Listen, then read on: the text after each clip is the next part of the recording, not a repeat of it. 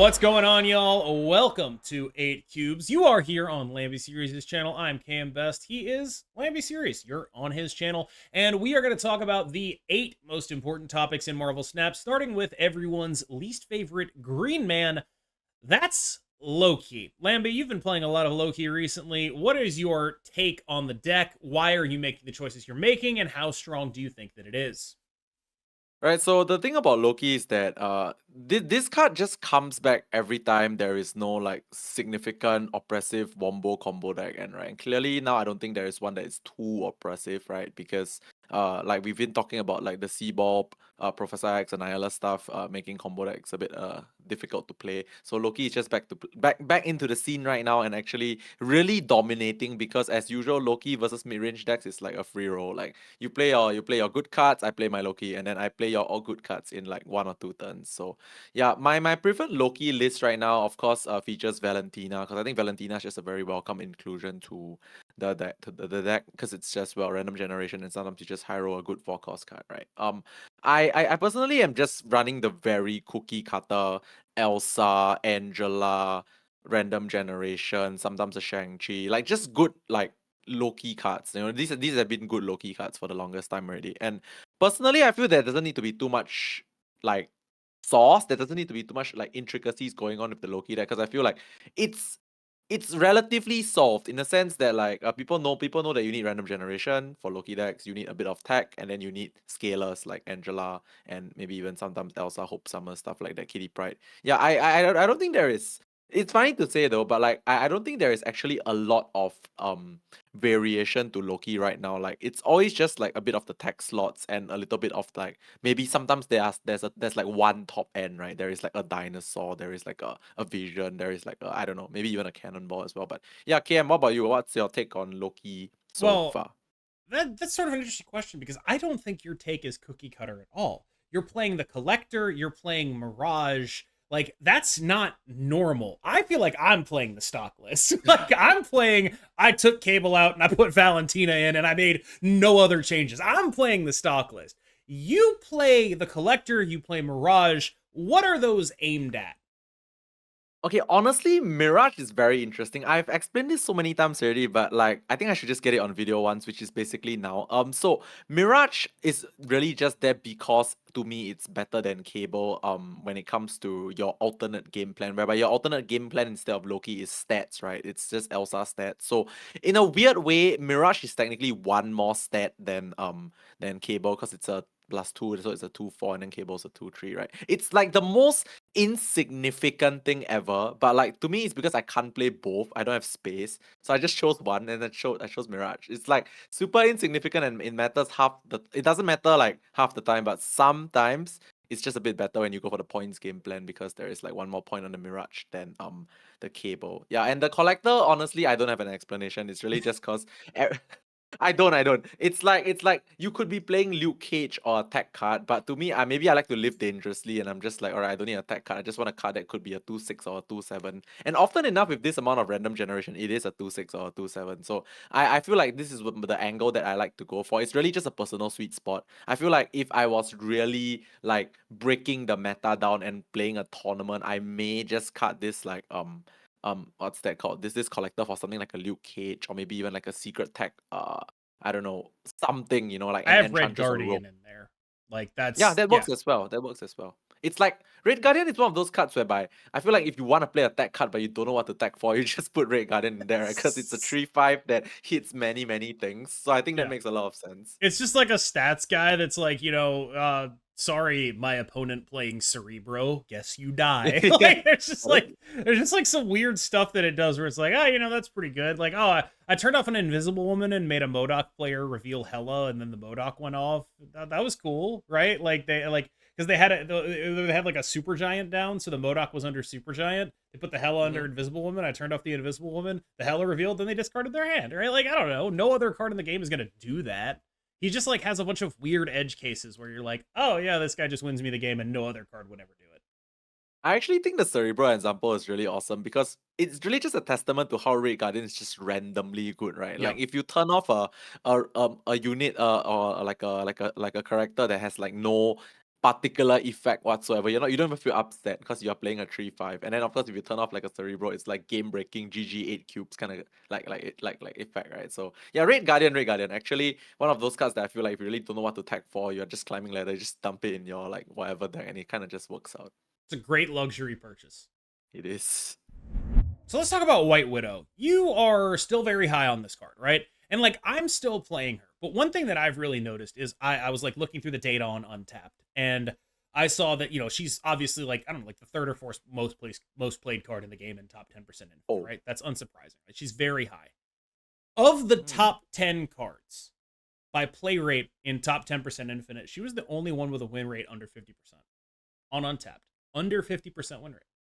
And that is like people self-reporting, right? Like that, like I do think their top 10% of infinite stats are going to be a little bit more useful than say their infinite conquest stats, which are very inflated from the self-reports. At least if you're in top 10% infinite, you're playing against other people in top 10% infinite, not just like some guy in infinite conquest. But yeah, under 50% win rate is kind of an interesting thing there, isn't it? So what is your explanation for why that is?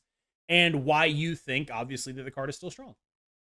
The funny thing is, I didn't know that the stat was like this. Like, I didn't actually know that the win rate was like under 50% I was because my surprised. yeah, I was surprised. My personal experience with White Widow is actually a lot more positive. Like, I play her the way I play White Widow is really just very like Oh, whatever. nope, I take it back. She's back up. She's back up. Okay, I refreshed it. okay, She's back up. I will say she's currently at a 51% win rate and a 0.08 cube rate. That 0.08 okay. cube rate is lower than any other card in the top 10 except for Cable and Shang-Chi, interestingly enough. That win No, rate is lower than any other card in the top 10 except for Cable, Shang-Chi, and Red Hulk. So, however you slice it, she does seem to be like the worst performing series 5 card that people have bought of the popular ones. Like of the like popular series 5 cards, she seems to be the worst performing of them, which is interesting yeah, to me. no, but no, okay. Based on that metric, like worst performing Series 5 card, I think that makes a lot of sense though. Because like I mean, come on, there's like Red Hulk as well. Red Hulk is definitely gonna be a powerful performing, but well performing, It's like, actually you roughly know, equivalent. It's got like one. really. It's yeah. So White Widow, as I'm looking at this, is a 0.08 cube rate, 51.7% win rate, 27% of decks. Red Hulk, a 0.1 cube rate, a 51.6% win rate, and 24.8% of decks since the patch. Okay, so relatively close, right? Yeah. In the sense of things. Yeah, but no, I don't feel White Widow has been very detrimental to me at all. Like, I feel like when I play the card, it's like when I say I play like just whatever, it's like I don't try to like clock my opponent, or I don't try to like specifically like make sure it does a very game breaking thing. I literally draw it on turn 2 and just play the card. So like it's just a 2 mana 2/2, and then once in a while you give your opponent a -4. Like I feel like maybe people are trying to use White Widow in too creative and too cute ways, and like really trying to abuse the fact that there's a -4 thing down there. I feel like at the end of the day, it's a 2 cost card, and if you have the card on curve, you just play the card. Like you don't try and like do too many crazy things to the card. I feel like maybe people are like trying to overcompensate White Widow in many situations. That's why it's probably not working as well as they think. For me personally, when I have the card, I just play the card, and it works out. It works out. It's just like a decent body, and then there's an upside of clogging your opponent or giving them a -6, -4. I went and checked, and in top 50% infinite, it actually is Mhm. negative. It's a Wow. 49.4% win rate and in 28% of decks. So I wonder if there's like a sort of more skillful component to this card than people are really willing to let on when there's that much of a difference between the top 50% and the top 10% in infinite.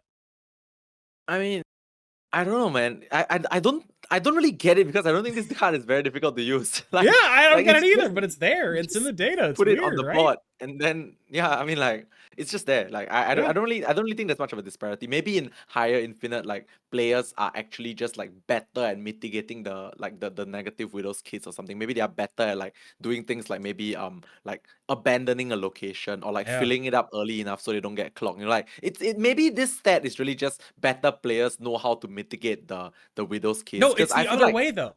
It's better in top 10% than it is oh in top 50. okay, so that Weird, means it's right? not. It means So it's Widow's, not, yeah, she yeah. is a high skill cap card, apparently. Yeah, so it's basically not people are getting better at beating Yeah. the White Widows. People are better at using the White Yeah. Widow in higher Infinite. Which to me is still the same thing, which I feel like at all levels you just put the card on the board. And like, I mean, it's a simple card, man. It's a simple card, I feel, personally anyway. Alright, let's just not read too deep into this, but I really think it's just a simple card. It's been living in my head ever since I saw that it was like there's like almost no other cards at top 10 popularity are below 50% win rate. This is like the only one I've ever seen. It's kind of crazy. Let's talk about Valentina. You love this card, right? Love. Please elaborate. Okay, so I think maybe a lot of people don't share this sentiment with me because I've seen it on Twitter a lot, and people like to like, oh, this game has too much RNG, blah blah blah and stuff like that. I guess I'm someone that really likes the variants. Okay, so this is a very, I wouldn't say like personal touch or whatever, but like I feel like if you can embrace the variants, you will know like what outs you can look for. Like I've done things, okay, hitting the outs is luck, obviously. But like I've done things like, all right, I need to hit like a leader from Valentina or at that level of power level. So it's like your decision making choice. Instead of playing Coulson on turn 3, you play Valentina on turn 3. You know, that kind of thing. Because you know that the game is driving towards a spot where you need a very specific range of 6 drops. So no random 4s or 5s from Coulson will be better than a specific range of 6s from Valentina. That kind of thing. So it's 100% yes RNG, but I feel like using Valentina, you need to really actively be like looking for things that you kind of want. It's gonna sound very crazy, but like you can decide that you want certain level of variance in your game. Like let's say this is like a high stakes game in Infinite Conquest or whatever. You know you're gonna die. You know the only way you're gonna win is either you draw Loki off the top or you Valentina into literally Doctor Doom or I don't know Galactus. I'm just throwing cards out there right now, but like Valentina is the kind of curated RNG that I like because if you know there is a specific range of cards you can get from her to win the game, just play the card and hope it gets you the card to win the game, you know? So I feel like this is my approach to looking at variance cards, and Valentina is one of those that it's actually considered more curated than others already, right? Like Coulson is 3s, is 4s and 5s. Agent 13 is every freaking card in the game. This one is just 6s. So I feel like in terms of curated RNG, this is already relatively little. Yeah, I actually have almost the opposite take where I think she's good, but mostly so I can like play 3/9s. I'm like, yeah, this is cool. I'm gonna play a 3/9 Hulk in like 25% of games, right? I'm gonna get Hulk, I'm gonna get Magneto, I'm gonna get Doctor Doom, I'm gonna get Red Hulk, I'm gonna have a Quinjet, I'm gonna play one of those cards. It's gonna discount my Mockingbird. I'm gonna feel really good about that. And it's also just generally not going to be Shang-Chiable. It's going to be like a big unit that is not Shang-Chiable. And it's just like, there's no pressure on her to be that. She can just give you that some of the time. And that makes her worth playing to me, where it's like, oh, you know what? That's good. I'm enjoying what I'm getting out of this card. I'm happy with it. Let's keep doing that. Let's keep doing that. Let's play Mockingbird stuff. Let's use it to snowball our other big stuff. And yeah, I'm happy to do it. Yeah, I just want to say also that you mentioned specifically like 3/9s or like 3 cost, 4 cost, 6 cost stuff, right? I feel like in the Loki deck right now, to me this is a literal new snap condition that's introduced into the deck, which is like literally Quinjet Valentina into like the cheap card you get, right? That's a snap. That's like next level amounts of tempo. Like obviously there's a downside of getting a 6 cost card that's like unplayable, but like I think that's a risk worth taking because like it's literally 1 into 2 into 6. That's kind of crazy. 126 follow up Mockingbird, right? Because it Or always will discount Loki, it. Yes, and it's just like, oh my god, that's really good. Let's talk about beating Loki. Now, I believe on the last episode of the show, we talked about like, what if we just put like Mobius in some Annihilus decks? I've had some success doing that, right? Like, I think that basically my theory of the current metagame is people are overreacting to Loki because a lot of really good players play Loki and they're seeing that happen on streams. They're seeing Loki happen, and a lot of people hate playing against Loki. I totally understand that. However, I think right now Annihilus is probably actually a stronger card. I'm not going to lie to you, right? And if I think Annihilus is a stronger card, what I want to do is I want to take that deck and make it so I can beat Loki with it.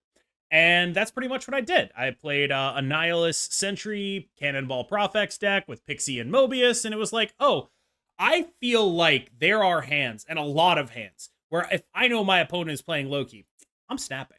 Like, I just have a lot of snaps into Loki, and I don't think any non-combo deck, like unless you're Hela or Phoenix Force with a good draw, you mostly don't have snaps into Loki. And I gotta tell you, that feels good. I enjoy being like, yeah, this is actually the matchup I'm the most confident in. I'm gonna roll you. You cannot win. And I think that's just a great thing to have in your back pocket if you're gonna play something like this. Like I think there's a lot of reasonable ways to be like, yeah, I'm gonna beat the hell out of Loki. I hope they're playing Loki. Like that is a thing you can do right now. It's not even just that. Like you could play the Pixie Mobius Onslaught deck that I had Butt on my channel to talk about. The one with Brood and using Pixie and Mobius specifically to get like cheap onslaughts. Loki hates playing Loki into that deck, and you have the upside of already playing Mobius. Like there's some real Mobius Pixie cooking that can deal with what Loki is doing right now, in my opinion. Yeah, I think for me, my point to add to this is that I think at the end of the day, being able to play a good Mobius deck is very relevant in the meta right now. Like KM specifically, he went for the Annihilus route. I think as long as your deck can accommodate Mobius, and honestly, there are actually quite a few shells that can accommodate Mobius. I feel like even if you don't do it like KM, right? You don't do the whole what's that called? You don't do the whole Pixie. like Annihilus thing, Yeah. Annihilus thing as well. Yeah. So I think it's also fine. Like as long as you can play your Mobius in a deck that it fits in, which is like many decks. Loki doesn't actually just get a free roll. At the end of the day, the Loki deck is it's very centered now, right? Like primary game plan around actually playing Loki on 4 to like steal all the cheap mid range stuff and just going crazy on 5 and 6. Like if you relegate them to their backup plan of like the Elsa stat stuff, it's actually like a lot more manageable if you think about it, right? Then your Annihilus Sentry stuff comes in and it's actually just better than like Elsa stats. So yeah, if you guys don't really like know what to do after listening to this part, you just remember that like I just assure you guys that like Mobius in the correct deck does wreck Loki. It's just that I feel like people just need to come around to the fact that yeah, they should be playing Mobius again.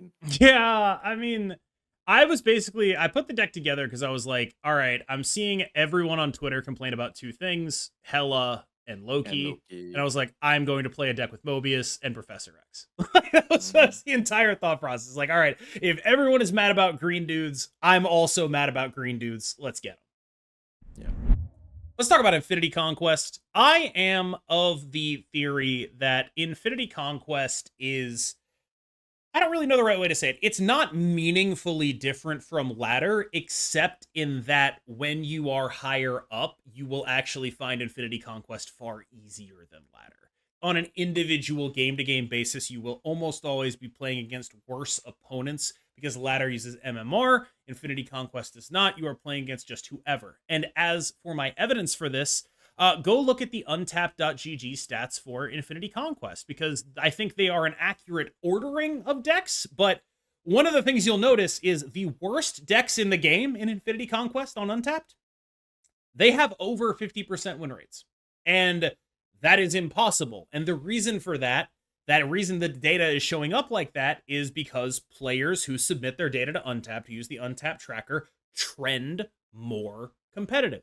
And so you're seeing that in the data.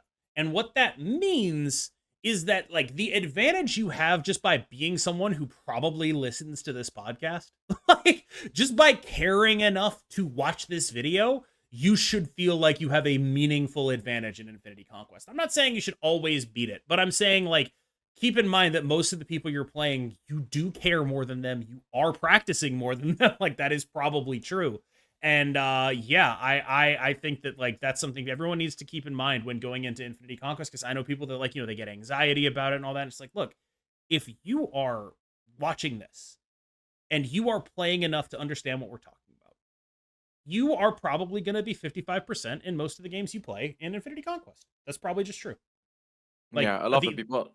just Yeah. based on the numbers. Like the lowest win rate on Untapped for any deck in Infinity Conquest is 53%. At minimum, you should be there. That's all I'm saying.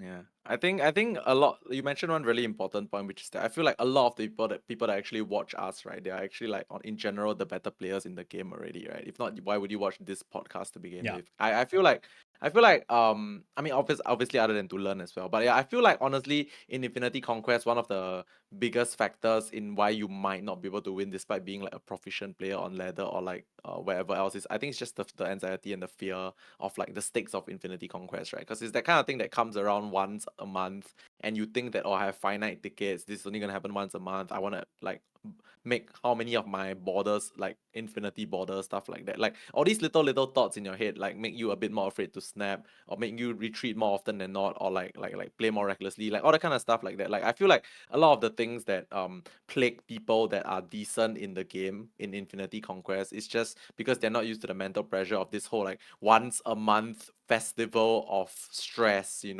that it's just really nothing. Like honestly, once you get used to it, you will realize straight up that a lot of people in Infinity Conquest are just destroy bros. But I use destroy bros.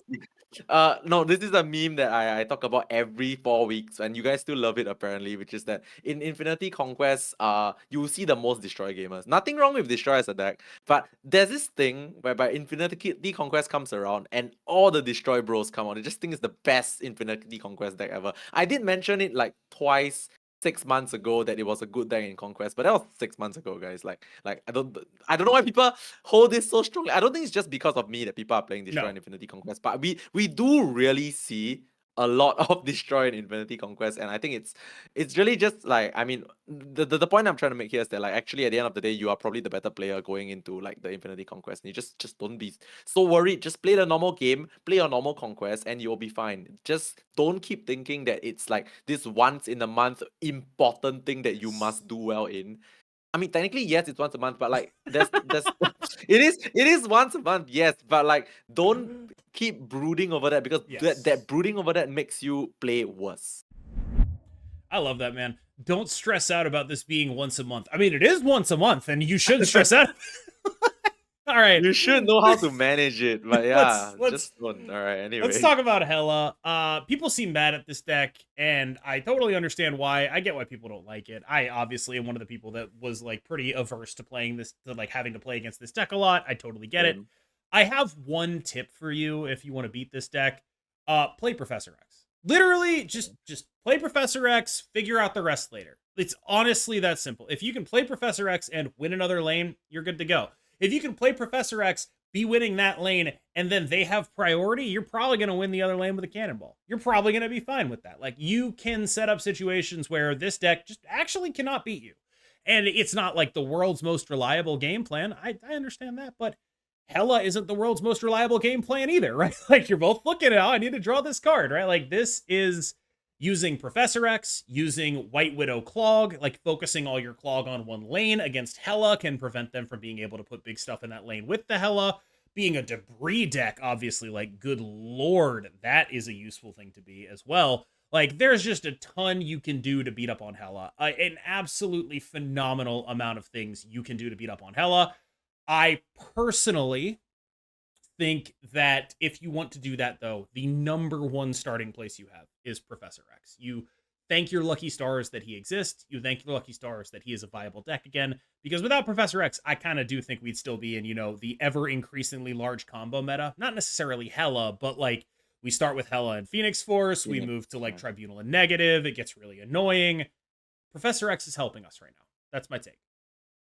So this is crazy because I feel like once Professor X becomes too rampant again, people start complaining that Professor X is such an oppressive card. Can we ban the card? Like it's hilarious, right? Like it's just this never-ending cycle of like one card rule them all, and then once that card rules them for too long, people complain about a card that rules them all and wants it to get out of the game. Like it's a bit like the Aliyah thing also. But like yeah, no, do not digress too much. I do feel like Professor X is really one of the easiest ways to beat Hela without going too crazy about like trying to like 33% a Cosmo or something.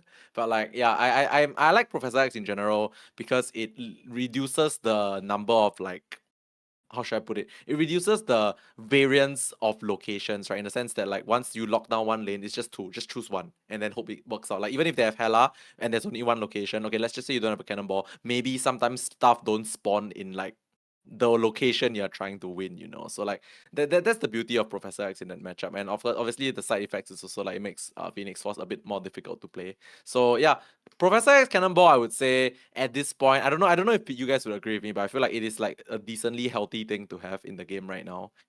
Like it's beatable because when Loki steals that kind of stuff, sometimes they just do it better than you. But at the same time, if you do it yourself versus the combo decks, yeah, they can't really do much as well. So yeah, hearing it from me first, or maybe like from personally, I really just want to say that like, I think Professor X Cannonball is healthy for the game. Don't bite me with this. Don't let it. I don't want this to bite me back, but I really do think Professor X Cannonball is a good thing. Even without the Cannonball, Professor X is a good thing. So Yeah. hopefully you guys don't hate on him so much in the future. I mean, I think it is nice that there is an answer to these combo decks. I Exactly. think it is nice. I think he Exactly. is doing a good thing for the metagame. I do question if maybe there's a way to have something that can answer these combo decks in a more fun way, in a way that sucks less, right? Like maybe Define what is a more fun way, you know? Like not what is stopping more people from fun? playing. Well, I mean, Hela wins in a way that has no. You don't get to Yeah. control how Hela wins, Yeah, so it's the I same. guess there is no It's answer, right? I fine. guess there is actually no There answer. isn't. Like you can't There beat isn't. Hela Yeah. unless you do this, right? I Yeah. guess.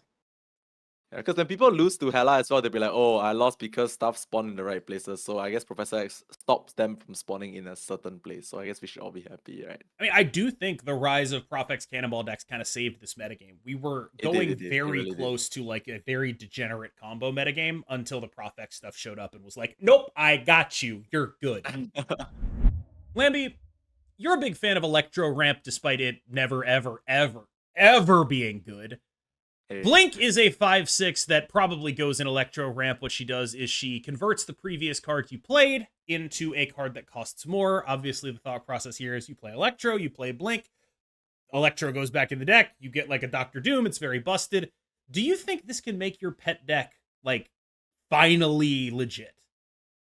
Okay, so there've been times where old Sandman decks were decent, okay, but they were never like the gods of the meta. They were decent. There was like But 2 weeks, man. It was like a yeah, 2 week period. yeah. So it's like KMBest defending Zoo, right? Like this is Oh my no, I Zoo. know Like Zoo sucks. okay, but I'm 100% aware of that. I do think Sandman sometimes is fine, but Okay. not now, like in the old Sandman. But anyway, yeah. So when I saw this card, I actually didn't think about it. This interaction was actually something that KM told me, and then when he told me about it, I was like, oh yeah. So ideally, what you want to do here is you play this Blink.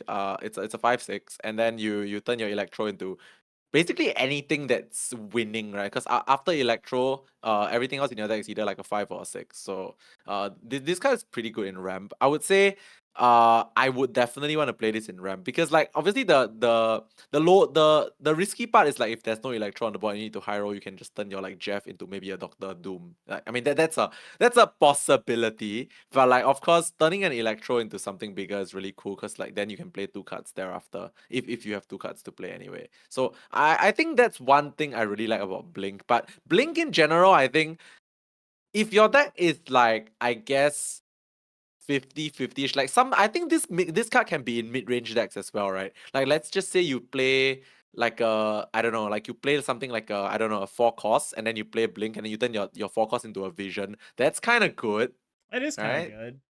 I don't Or know. Cannonball, or Maybe Prof. maybe like my thought process with this card is like first places I want it, deck playing Jubilee, deck playing Electro. Those Yes. feel like slam dunks to me. Electro better than Jubilee because Jubilee in a deck like that is already pulling the thing that you're looking for, right? Like it's already a big guy probably. But like I kind of wonder about like okay, does this make Hela more consistent? Right? Is this Mm. like the lockjaw that Hela doesn't have anymore? Are you like doing final turn, play this and a blade or whatever, knowing that the only cards in your deck are like a Hela thing, right? Are you doing things like that? Does Corvus give you the energy to like make plays like that if you don't have the Hela? Like I can imagine worlds where it's just like, oh, Corvus Glaive Blink Hela. Just like, oh, that's really annoying. That's a bunch of big Yeah. stuff, right? Like I can imagine worlds where that makes a ton of sense. I can imagine this in a Hela deck. I can imagine this in a ramp deck. And I can't really imagine it in a mid-range deck. It feels a little bit too marginal compared to like the absolutely busted insane fives that we have right now, which are all just like ridiculous cards. From a nihilist to cannonball, A to C. They are wild. But yeah, I think this card is compelling for an archetype that basically doesn't exist right now, and I think that's probably a good thing. That's an exciting season pass card. Yeah, I actually just thought of something. So Blink's text says swap the last card you played with a higher cost card from a Yeah. deck. Do you have to play Blink in that same location? No, right? You can just No, play Blink wherever, she just right? goes Yeah, wherever. yeah. So I've just thought of a new package. I don't have a Okay. name for it. Like it's literally the Jubilee Blink package. Like you Yeah. splash Jubilee Blink into so many things. Can you imagine if like you go like Jubilee into something decent size and then you just blink the Jubilee into a prof? It That's seems just good. It seems sick, pretty dude. good. It's so sick, dude. Or you blink the Jubilee into a vision, then the vision can shift. I think that's kind of cool. I want to do that. Like, I don't know where I'm gonna play this deck in. It's probably gonna be in some like mid-range deck with like Red Hawk and shit. But like, Yeah. I wanna play Jubilee Blink. Yeah. It's not even Oh, that's good. That's good. yeah, Jubilee Blink. All right, we're calling it that. Jubilee Blink. All right. I'm about to blow your mind. Walk with me. Okay. So there is a location, taco truck, that is data mined right now. It adds a chimichanga to your hand. A chimichanga is a 0-2 that merges with the unit that's played. It's like a 0-2 Hulkbuster, right? Since this has released, I have acquired a brain disease that means that I can only think about things in terms of chimichangas now. I cannot think about things in any other way. Angela eats a chimichanga every time you play a unit there. Okay? Craven is getting chimichangas delivered to him every time someone moves into the Craven lane. Stark Tower is handing out chimichangas. That is a catered corporate lunch. Wolfsbane, for everyone there at that location, she is eating a chimichanga. Once you start seeing this, you will never go back to seeing it the other way. Silver Surfer is giving chimichangas to all your 3-cost cards. Cerebro, that's chimichangas, but they're psychic. Everything is chimichangas. Every card in Marvel Snap is chimichangas. They are all chimichangas. It is chimichangas all the way down. I have developed terminal chimichanga brain. I see it everywhere now. Forge, he's giving your next card a chimichanga. I need the animation for any buff to be chimichangas now. I will not rest until this happens. So the funny thing is that I don't. Okay, I'm someone that has like a very like quite a wide imagination, but when I saw the location, I did not even come close to thinking about what you just said. Like, I feel like KM has just really contracted like a terminal Yeah, disease. I have a and brain disease. there's no curing this. I have guys. chimichanga brain. It's like a Yeah, Liath brain, but worse. like when we talked about the topics before this, like when he told me about it, I was like, okay. But then now that I'm hearing it with the full load of examples, I realize that there's no saving him, guys. Yeah. It's over. Red He's Hulk? now official. Red Hulk is eating 2 chimichangas. It's over, guys. It's over. Like this topic is not meant to be anything except that like this location has just turned KMBest into a non-functioning chimichanga person. Havoc? That is all. Also 2 chimichangas. Mr. And the list Fantastic? goes on. I need those hands to be holding chimichangas. Like this, it's over. Everything on Marvel Snap needs to be graded by its weight on the chimichanga scale at this point. That is like. Do you even like to eat chimichangas? Yeah, I'm American. We love Mexican food. Yeah, that's true. That's true. I don't eat that very often, but yeah. So Yeah. I guess that's the reason why you might have been addicted to that whole chimichanga. I don't know. I can't get it out of my weird-ass brain. obsession. Everything is chimichangas. Every mechanic is chimichangas. They're all chimichangas. Phoenix Force revives a unit and gives it 2.5 chimichangas. Oh lord. I have no comment because I have Carnage, never when Carnage seen- eats stuff, he turns them into chimichangas. I've never seen this obsession for a card game location that's so drastic in my entire life. And I hope everyone who watches this develops the same brain. All right, I might be It's in your brain developing it now. soon after hearing It's all in of your that, brain yeah. now. It's difficult to forget, yes. All right, y'all. Thank you so much for dealing with all of that. I've been KMBest. He's been Lambie Serious. Remember to like and subscribe on his channel. Check out the next episode on my channel, Lambie. Take us out of here. So whether you like to eat a chimichanga or not does not matter right now. But what matters is do follow, like, subscribe, and leave us a comment. And we'll see you guys in the next one on KM's channel. Bye-bye.